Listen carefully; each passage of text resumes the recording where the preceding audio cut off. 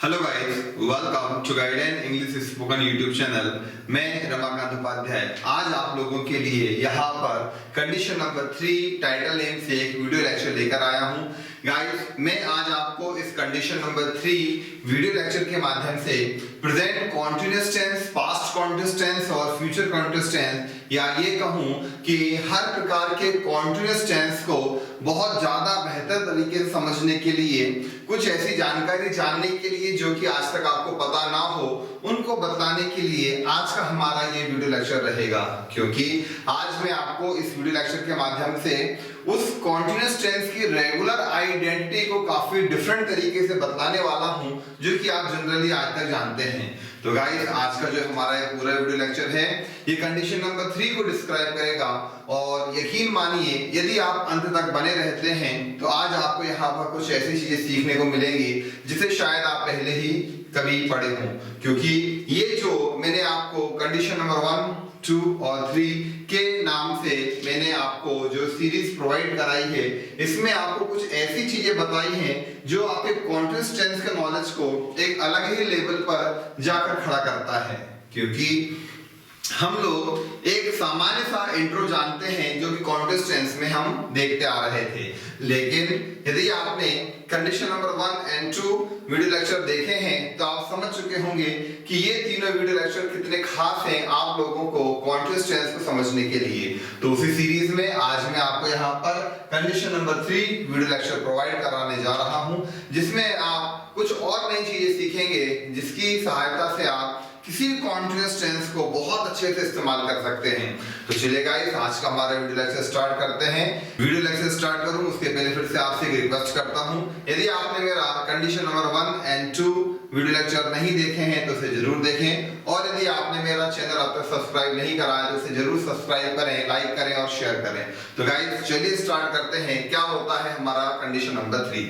तो condition number 3 क्या है? जैसे आपके सामने यहाँ बोर्ड पे लिखा है कि कुछ वर्ब्स यानी क्रियाएं, कुछ वर्ब्स ऐसी होती हैं जिनमें बनने वाले वाक्यों का अंत, अगेन कुछ वर्ब्स ऐसी होती हैं जिनमें बनने वाले वाक्यों का अंत रहा है, रही है, रहे हैं जैसे शब्दों पर होता है।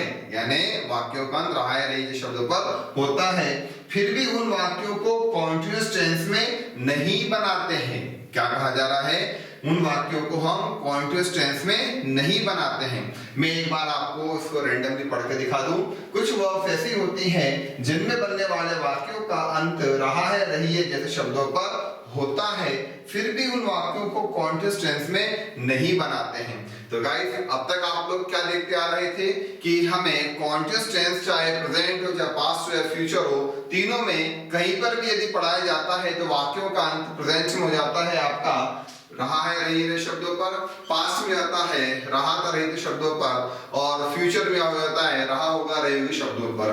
तो जनरली हमें क्या बताते हैं कि वाक्यों का अंत यदि इन शब्दों पे हुआ तो आप उन्हें कॉन्टिन्यूअस टेंस में अनुवाद कर दें। लेकिन यहाँ पे आपको काफी डिफरेंट चीज बताई जा रही है, और वो ये है कि यदि मान लीजिए आपके वाक्यों का अंत कुछ क्रियाओं में होता है जिनका एंड रहा, रही शब्दों पर हो, तो भी हम उन्हें कॉन्टिन्यूअस टेंस में नहीं बनाएंगे। कौन से कॉन्टिन्यूअस टेंस में नहीं बनाएंगे?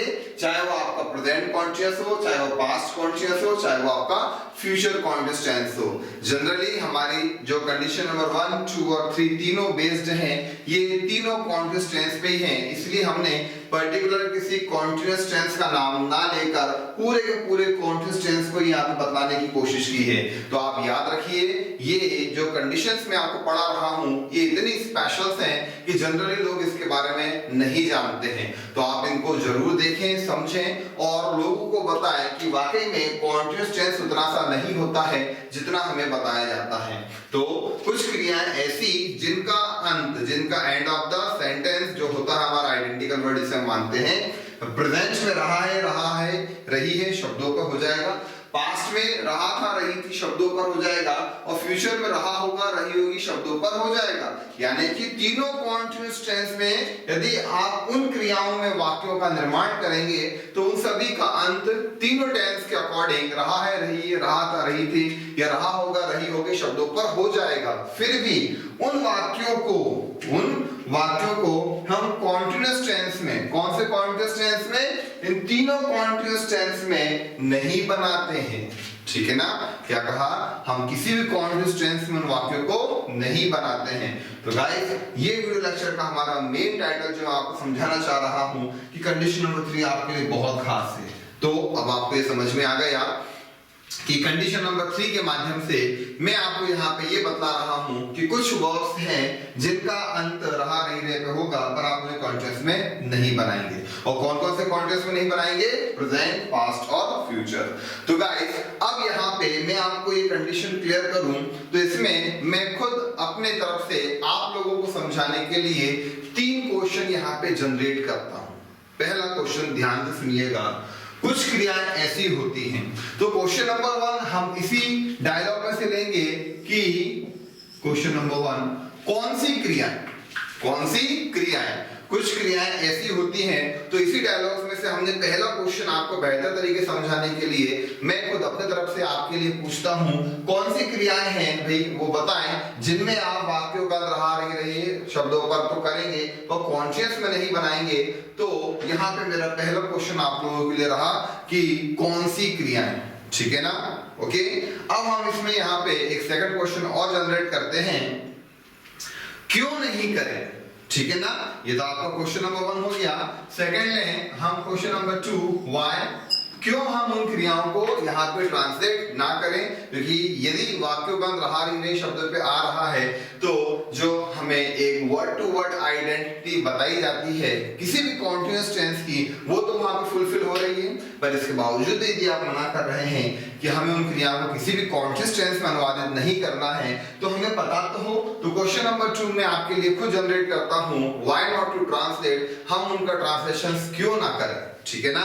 अब इसी में तीसरा क्वेश्चन मैं आपके लिए सेल्फ जनरेट करता हूं, क्वेश्चन नंबर 3 कि यदि मान लीजिए वो क्रियाओं में आप वाक्यों को कॉन्शियस में बना दें, ठीक है ना, यदि आप उन क्रियाओं में उन वाक्यों को बना दें तो फिर आपने तो मना कर दिया कि आप उन्हें कॉन्शियस टेंस में अनुवादित नहीं करेंगे, देन फिर क्या होगा।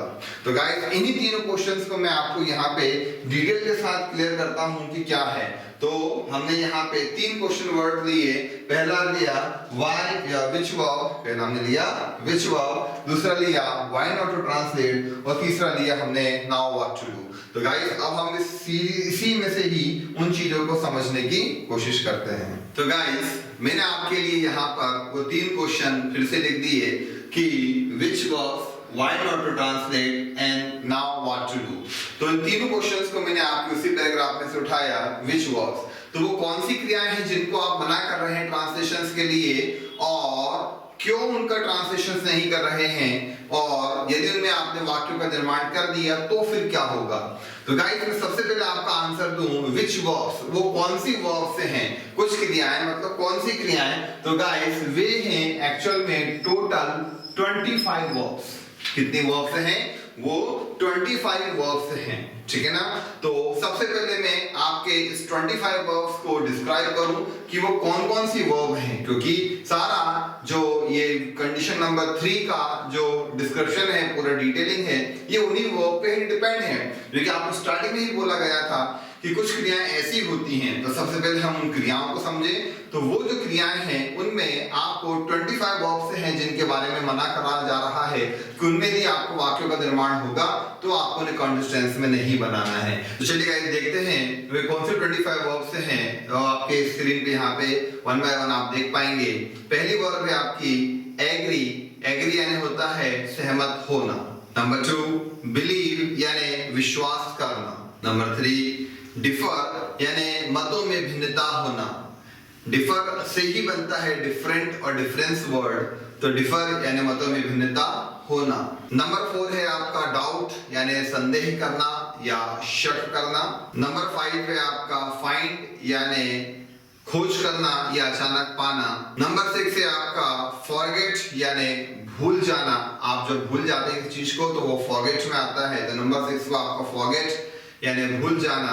नंबर 7 है आपका रिमेंबर यानी याद रखना या याद करना, तो नंबर 7 पर रहा आपका रिमेंबर। नंबर 8 नो यानी जानना, आप पूछते हैं क्या तुमने जानते हो, क्या वे हमें जानते हैं, तो नंबर 8 यानी जानना। नंबर 9 फॉरगिव यानी माफ करना, क्षमा करना, किसी गलती के लिए जब हम किसी माफ कर देते हैं तो वो होता है आपका फॉरगिव यानी माफ करना या क्षमा करना। नंबर 10 पे आपका नोटिस यानी ध्यान से देखना, जब आप किसी भी एक्टिविटी को बहुत ज्यादा ध्यान से देखते हैं तो नोटिस होता है। नंबर 11 सी यानी साधारण तौर पे देखना, जनरली जब हम चलते फिरते हुए जो देखते हैं जिसमें हम किसी प्रकार का नोटिसिंग नहीं करते, बस हम जा रहे हैं और देख रहे हैं, तो उसे बोला जाता है सी यानी साधारण तौर पर देखना। नंबर 12 पे है सीम यानी जान पड़ना या मालूम पड़ना या एहसास हो जाना, जब आपको कुछ चीजों को लेकर एक ऑटोमेटिक मोड पे कुछ समझ में आता है कि हाँ कुछ ऐसा है, कुछ ऐसा होने वाला है, तो उससे बोलते हैं सीम यानी मालूम पड़ना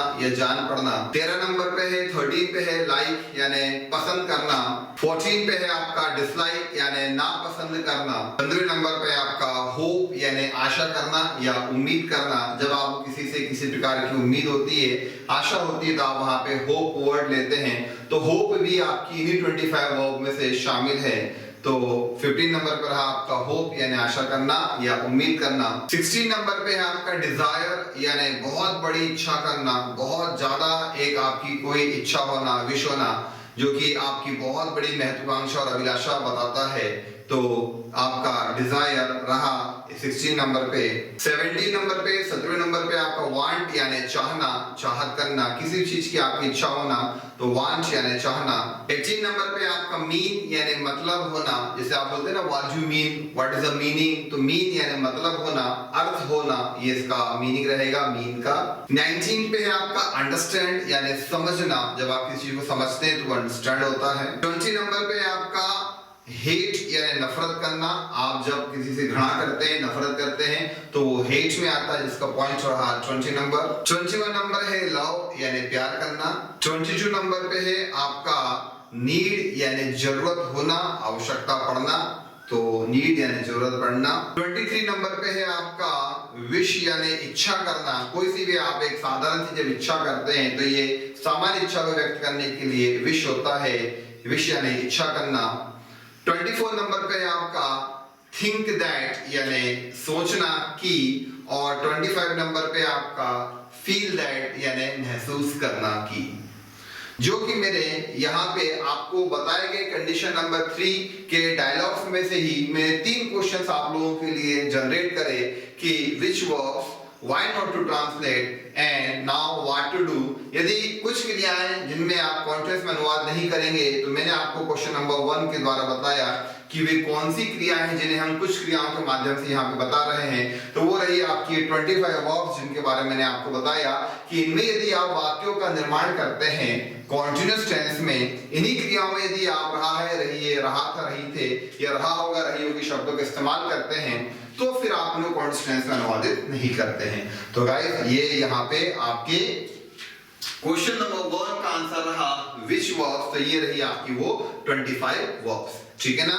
अब गाइस मैंने आपको इसी डायलॉग में से जो क्वेश्चन नंबर 2 निकाल के बताया कि व्हाई नॉट टू ट्रांसलेट, हम उसका ट्रांसलेशन क्यों ना करें, क्या मजबूरी है कि हम इन 25 वर्ब्स को कॉन्टिन्यूअस टेंस में इन द हिंदी इस्तेमाल तो कर सकते हैं, बट इन द ट्रांसलेशन हम इसको नहीं कर पाएंगे, तो रीजन क्या है। तो गाइस आप देख रहे हैं जैसे कि आपके सामने ये 25 वर्ब्स हैं, ओके। आप एग्री यानी सहमत होते हैं, हेट किसी से नफरत करते हैं, लव प्यार करते हैं, बिलीव विश्वास करते हैं, ये जितने भी वर्ड्स आपके सामने लिखी हैं, सोचते हैं, महसूस करते हैं, समझते हैं, आप एक सामान्य सी इच्छा करते हैं, विश, या बहुत बड़ी इच्छा करते हैं, डिजायर। तो इन समस्त क्रियाओं का, ये जो 1 to 25 आपके सामने वर्ब्स है, इन सभी क्रियाओं का आपको कभी भी एक स्टार्टिंग पॉइंट और एक एंडिंग पॉइंट समझ में नहीं आता है। क्यों?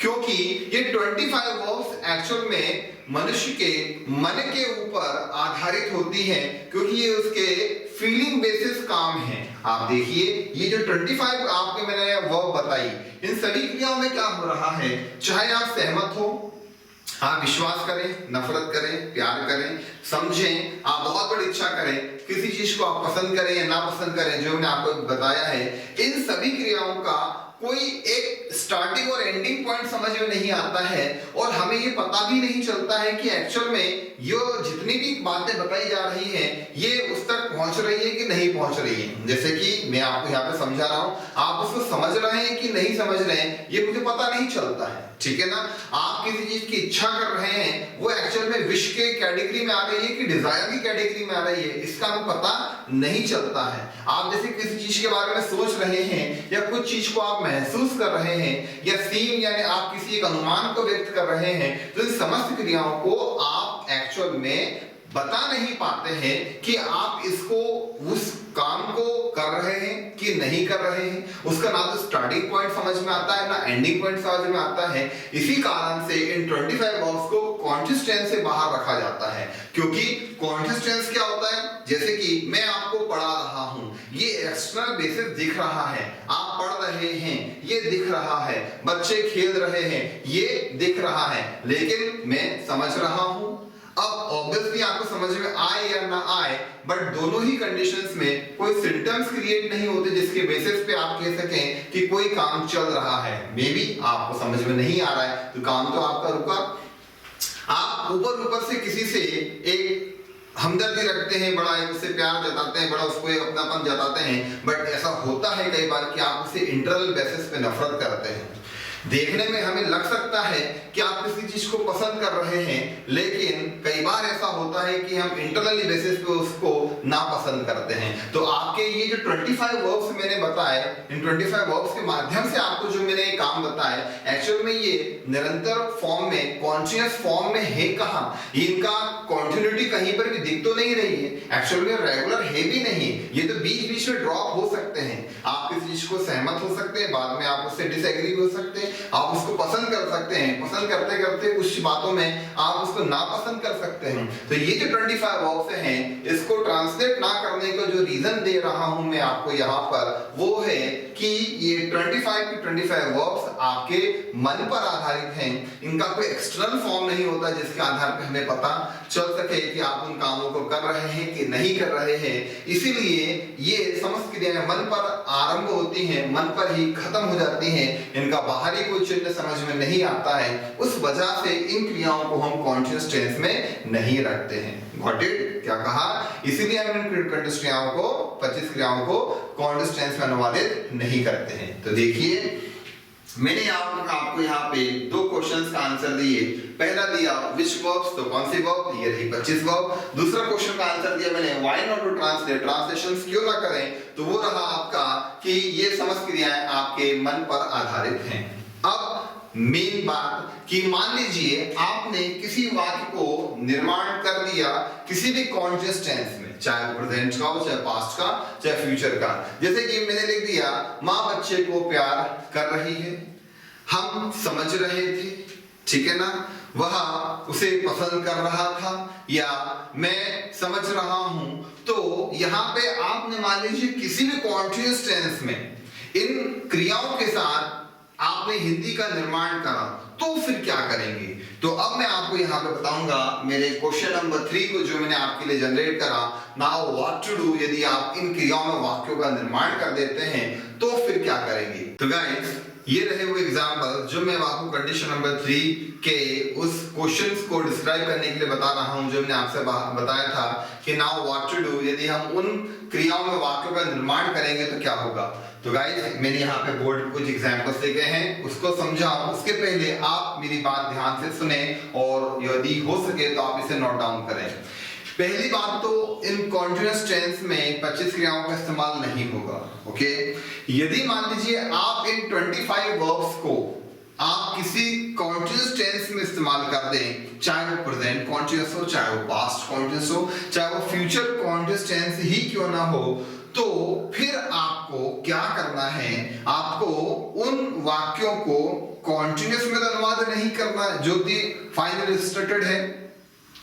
आपको उन वाक्यों को उस कॉन्टिन्यूअस टेंस के अकॉर्डिंग और उस कैटेगरी के अकॉर्डिंग उसके सिंपल में अनुवाद करना है। जैसे कि आपको कोई वाक्य आपने प्रेजेंट कॉन्टिन्यूअस टेंस में बना दिया, ठीक है ना, तो आपको उसको प्रेजेंट सिंपल में बनाना है। आपने नहीं कोई वाक्य पास्ट कॉन्टिन्यूअस टेंस में बना दिया, तो आपको उसको पास्ट सिंपल में बनाना है और उसी कैटेगरी में बनाना है जिस कैटेगरी में आपने हिंदी बनाई है। और यदि आपने कोई वाक्य फ्यूचर कॉन्टिन्यूअस टेंस में बनाया तो फिर आपको उसके सब्जेक्ट और कैटेगरी के आधार पे आपको उसको फ्यूचर सिंपल में कन्वर्ट करना है, ठीक है ना। तो यही मेथड होगा मेरे क्वेश्चन नंबर 3 को जो मैंने आपको बताया, नाउ व्हाट टू डू, कि यदि आप किसी वाक्य का निर्माण कर देते हैं किसी भी कॉन्टिन्यूअस टेंस में किसी भी कैटेगरी में, तो आपको उस वाक्य को उसके सिंपल में जाके ट्रांसलेट करना है। जैसे कि आपने यहाँ पे देख रहे हैं, माँ बच्चे को प्यार कर रही है, ये मैंने आपको प्रेजेंट कॉन्टिन्यूअस टेंस का एग्जांपल दिया। वह शक कर रही थी, ये मैंने आपको पास्ट कॉन्टिन्यूअस टेंस का एग्जांपल दिया। और आपको कैटेगरी समझाने के लिए मैंने आपको अगला सेंटेंस फ्यूचर कॉन्टिन्यूअस टेंस में तो लिया, लेकिन इंट्रोगेटिव कैटेगरी में लिया, क्या वे समझ रहे होंगे। तो देखिए मैंने क्या कहा, फिर से बोलूं कि यदि हमें इन वाक्यों में बनाना पड़ा कि आप किसी भी वाक्य को कॉन्टिन्यूअस टेंस से बना दे, तो उनको आप उनके सब्जेक्ट और कैटेगरी के आधार पे उसके सिंपल में बना दें। जैसे कि यहाँ पे है, माँ बच्चे को प्यार कर रही है, वाक्य का अर्थ हो रहा है रहा रही रहे पर, लेकिन यहाँ पे बच्चे को प्यार करना यानी लव वर्ब आ रही है। लव उन 25 वर्ब्स में शामिल है जो मैंने आपको बताई है कि इनमें वाक्य का निर्माण नहीं होगा, लेकिन आपने दी चलिए वाक्य बना दिए, तो फिर क्या होगा, तो फिर हम इसको इसके कॉन्टिन्यूअस टेंस में यदि बनाते हैं, जैसे मैंने यहाँ पे बनाया है mother is loving the child, तो ये गलत माना जाएगा, ये यहाँ पर गलत रहेगा। रीजन क्योंकि ये आईएनजी एक्सेप्ट नहीं करता। तो फिर क्या होगा, हम उसको उसके सिंपल के हिसाब से कन्वर्ट करेंगे, तो ये इसके सिंपल में जाएगा। प्रेजेंट कॉन्शियस किसमें कन्वर्ट होगा, प्रेजेंट सिंपल में, तो ये बनेगा मदर लव्स द चाइल्ड। ये आपका यहाँ पर सही ट्रांसलेशन होगा, मदर लव्स द चाइल्ड। हमने इसको हूबहू प्रेजेंट सिंपल में बनाया उसकी अफर्मेटिव कैटेगरी के अकॉर्डिंग। तो देखिए हम यहाँ पर लव में एस इस्तेमाल कर रहे हैं, हम यहाँ पर लव के साथ एस हेल्पिंग वर्ब का इस्तेमाल कर रहे हैं, जो कि हम प्रेजेंट सिंपल टेंस में वर्ब के साथ एस के साथ का इस्तेमाल करते हैं। आप लोगों ने प्रेजेंट सिंपल टेंस के मेरे वीडियो लेक्चर देखे होंगे, आपने देखा होगा कि किस प्रकार से हम एस का इस्तेमाल करते हैं। तो उसी तर्ज पे आप देख रहे हैं कि जब हमने इस वाक्य को कॉन्टिन्यूअस से हटाकर सिंपल में जब ट्रांसलेट करा, तो हमने यहाँ पे इसमें एस का इस्तेमाल करा। तो इट प्रूव्स दैट कि यदि 25 क्रियाओं में वाक्य यदि आपका आता है, तो फिर आपको उन क्रियाओं को उनके सिंपल में बनाना है, ठीक है ना। देखते हैं सेकंड एग्जांपल, वह शक कर रही थी, पास्ट कॉन्टिन्यूअस में है क्योंकि राहता रहे थे, पर याद आया कि 25 वर्ब्स थे, 25 वर्ब्स में कौन सी, शक यानी डाउट।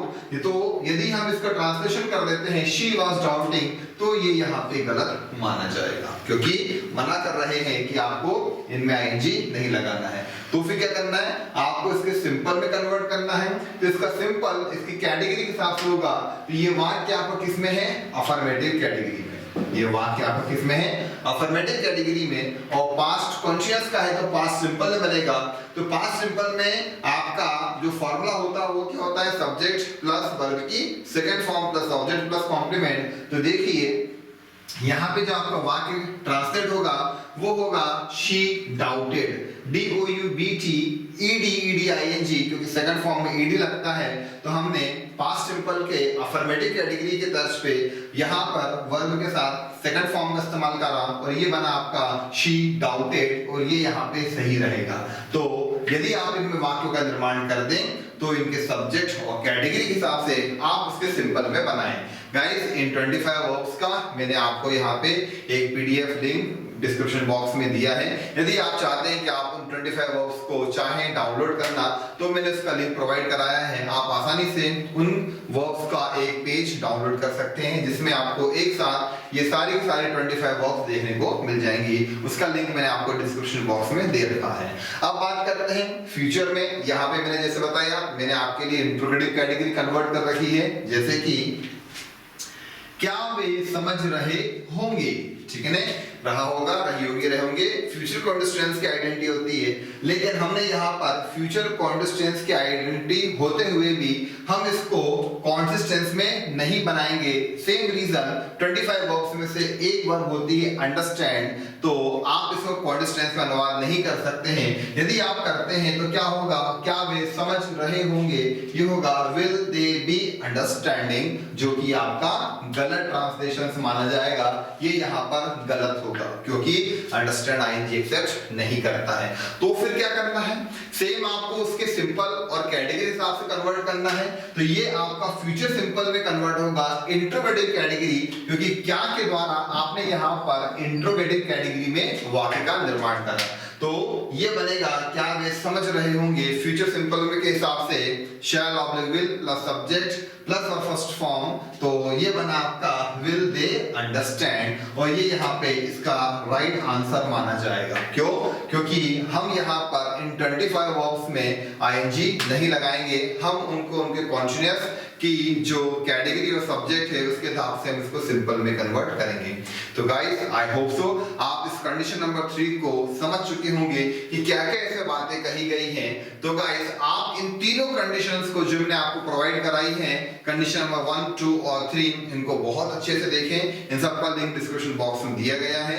आप किसी भी कॉन्टेक्स्ट टेंस पे यदि हार्डेस्ट पकड़ हासिल करना चाहते हैं तो आपके लिए ये कंडीशन नंबर 1, 2, 3 और ये नॉलेज काफी कारगर साबित होगा, क्योंकि आप चाहे किसी भी कॉम्पिटिटिव एग्जामिनेशन में बैठे, चाहे आप कहीं पर भी बैठे हैं, आपको इसका सामना करना पड़ेगा। Find the error in the English grammar in the any kind of the examination, आपको इस चीज को सामना करना पड़ता है। मैक्सिमम स्टूडेंट सोचते हैं कॉन्शियस आया आईएनजी इस्तेमाल कर दो, लेकिन वो गलत होता है क्योंकि वहां पे ब्रैकेट में फर्स्ट फॉर्म या सेकंड फॉर्म लिखा रहता है, but because of lack of the knowledge हम समझ नहीं पाते हैं कि क्या पूछा गया है। तो गाइस मुझे उम्मीद है आपको वीडियो लेक्चर समझ में आया होगा। यदि पसंद आया है तो इस वीडियो लेक्चर्स को काफी शेयर करें और मेरे चैनल को सब्सक्राइब करें। तो गाइस आई होप सो आप इसको समझ गए होंगे। बहुत बहुत धन्यवाद आज इस पूरी वीडियो लेक्चर को देखने और समझने के लिए।